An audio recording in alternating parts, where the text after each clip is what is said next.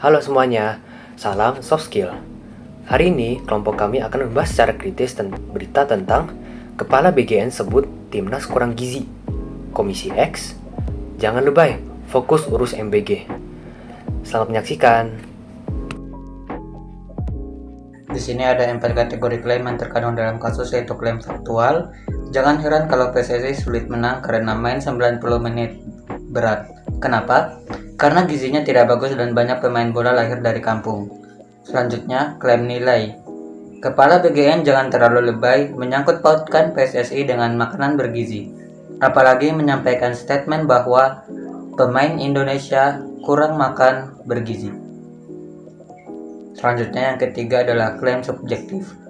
Kini, kualitas pemain Indonesia dianggap sudah agak baik karena sekitar 17 orang merupakan produk naturalisasi yang telah memperoleh gizi baik di negara asal mereka, seperti contohnya negara Belanda.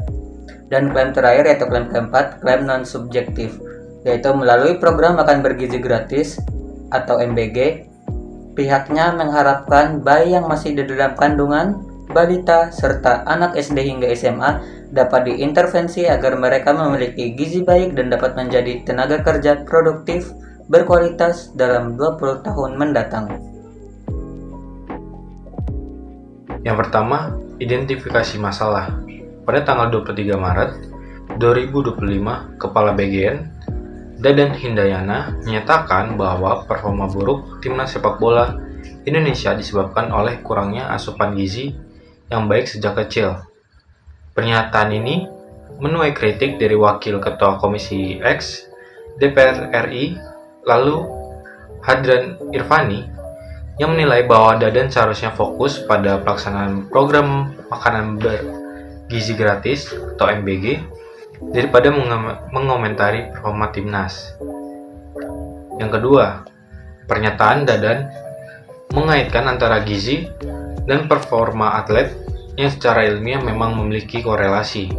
Namun, menyampaikan hal tersebut dalam konteks kesulitan timnas dalam meraih kemenangan dapat dianggap sebagai pengalihan fokus dari tanggung jawab utama BGN, yaitu memastikan keberhasilan program MBG yang memiliki skala masyarakat secara luas dan memiliki tujuan untuk masa depan generasi muda bangsa. Perlu diingat, program MBG sendiri masih menghadapi berbagai tantangan dan keluhan dalam pelaksanaannya di berbagai daerah. Yang ketiga, terakhir, evaluasi. Pernyataan Dadan dapat dianggap tidak tepat waktu dan kurang bijaksana. Mengingat masih banyak pekerja rumah dalam pelaksanaan program MBG, fokus Dadan seharusnya memberikan pada perbaikan dan evaluasi program tersebut untuk memastikan anak-anak Indonesia mendapatkan asupan gizi yang baik, yang pada akhirnya akan berkontribusi pada peningkatan kualitas sumber daya manusia, termasuk dalam bidang olahraga. Yang pertama ada argumen. Timnas Indonesia sulit meraih kemenangan karena bermain selama 90 menit adalah hal yang berat yang disebabkan oleh gizi pemain yang tidak bagus. Gizi pemain yang tidak bagus disebabkan oleh kondisi banyak pemain berasal dari lingkungan kampung yang memiliki keterbatasan akses asupan gizi dari kecil. Kondisi ini membuat banyak pemain timnas tidak memiliki kualitas bermain yang baik. Oleh karena itu, gizi pemain merupakan faktor timnas kesulitan meraih kemenangan. Lalu selanjutnya ada counter argumen. Kondisi gizi pemain timnas yang tidak baik bukan menjadi salah satu faktor kesulitan timnas dapat meraih kemenangan, dan lingkungan pemain dari kampung tidak bisa sepenuhnya disalahkan. Sebelum pemain dipanggil ke timnas, seharusnya pemain mendapatkan dukungan perbaikan asupan gizi ketika mereka masih bermain di klub tempat mereka bermain sebelum dipanggil ke timnas. Nah, dukungan perbaikan asupan gizi ini seharusnya dapat meningkatkan gizi timnas hingga mereka dapat bermain dengan baik di klub hingga dipanggil ke timnas. Nah, faktor timnas kesulitan bermain sendiri juga bukan karena gizi yang tidak bagus saja.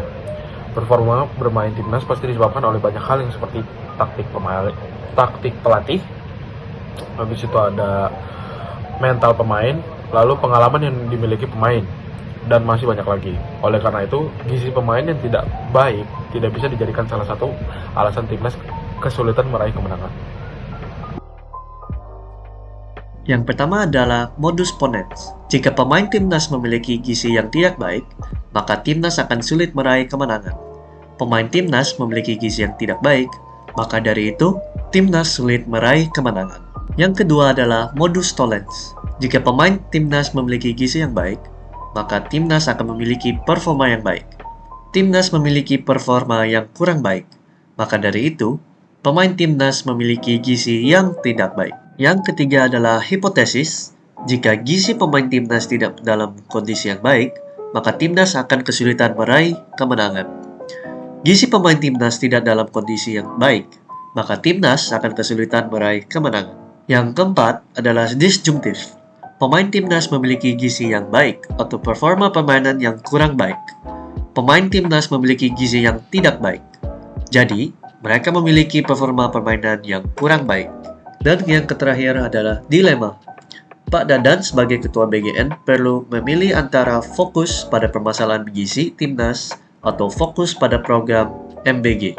Jika fokus pada gizi timnas, maka fokus pada program MBG akan terbagi dan tujuan awal MBG untuk meningkatkan gizi generasi muda secara luas akan terhambat. Jika fokus pada program MBG, maka timnas pada pertandingan akan terhambat. Jadi, pilihan apapun yang Pak Dadan pilih, akan tetap ada permasalahan yang tidak diatasi dengan baik. Argumen induktif spesifik yang saya jelaskan di sini yaitu berjenis hubungan sebab akibat. Premisnya adalah banyak pemain timnas berasal dari daerah dengan akses gizi terbatas. Sementara pemain naturalisasi yang mendapat gizi baik sejak kecil menunjukkan performa lebih baik. Kesimpulannya adalah kurangnya asupan gizi sejak kecil menjadi salah satu penyebab rendahnya performa sebagian pemain timnas Indonesia. Yang pertama, ad hominem. Pernyataan lalu yang menyarankan agar Dadan fokus pada program MBG dan menyebut kalau Dadan lebay itu menyerang sifat Dadan yang dianggap lebay dan menyerang kredibilitas Dadan kalau program BGN belum terjalin dengan baik. Padahal harusnya fokusnya pada argumen Dadan mengenai gizi timnas yang tidak baik. Yang kedua, red herring. Pernyataan lalu yang menyarankan agar Dadan untuk fokus pada program MBG itu juga merupakan sebuah pengalihan isu. Padahal isu utama yang sedang dibahas adalah performa timnas yang katanya disebabkan oleh gizi yang kurang. Namun isu tersebut tiba-tiba dialihkan pada program MBG yang implementasinya dianggap kurang. Yang ketiga, generalisasi berlebihan.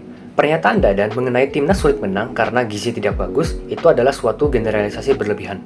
Hal ini dikarenakan kemenangan buat timnas bukan hanya soal fisik dan gizi per pemain saja. Namun ada beberapa hal seperti taktik pelatih, mental pemain, manajemen, dan masih banyak hal lagi yang merupakan faktor kemenangan timnas. Sehingga pernyataan ini merupakan sebuah generalisasi yang berlebihan.